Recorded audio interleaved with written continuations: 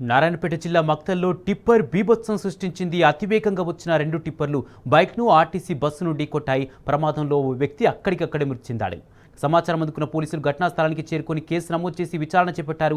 ఇదే అంశానికి సంబంధించి పూర్తి అప్డేట్స్ మా ప్రతినిధి నరేష్ అందిస్తారు. నరేష్, అక్రమ ఇసుక మాఫియా ఓ నిండు ప్రాణాన్ని బలితీసుకుంది.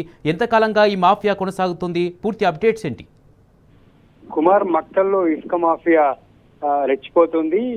అర్ధరాత్రి వేళల్లో వందల టిప్పర్లతోటి ఇసుకను అమ్ముకొని సొమ్ము చేసుకుంటున్నారు ఆ ఇసుక మాఫియా వ్యక్తులు.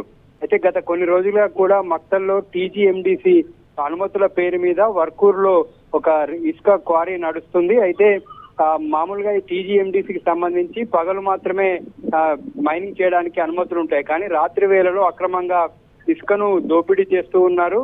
అక్కడ స్థానికంగా ఉన్నటువంటి కాంగ్రెస్ నేతలు ఈ ఇసుక మాఫియాలో ప్రధాన పాత్ర ఉన్నట్లుగా సమాచారం తెలుస్తుంది. అయితే ఇవాళ తెల్లవారుజామున 2 టిప్పర్లు మక్తల్లో బీభత్సం సృష్టించాయి. మక్తల్ మండలం జక్లేరు గ్రామ స్టేజ్ దగ్గర ఆర్టీసీ బస్సును ఇసుక టిప్పర్ ఢీకొట్టింది. ఈ ప్రమాదంలో ప్రయాణికులంతా సురక్షితంగా ఉన్నారు.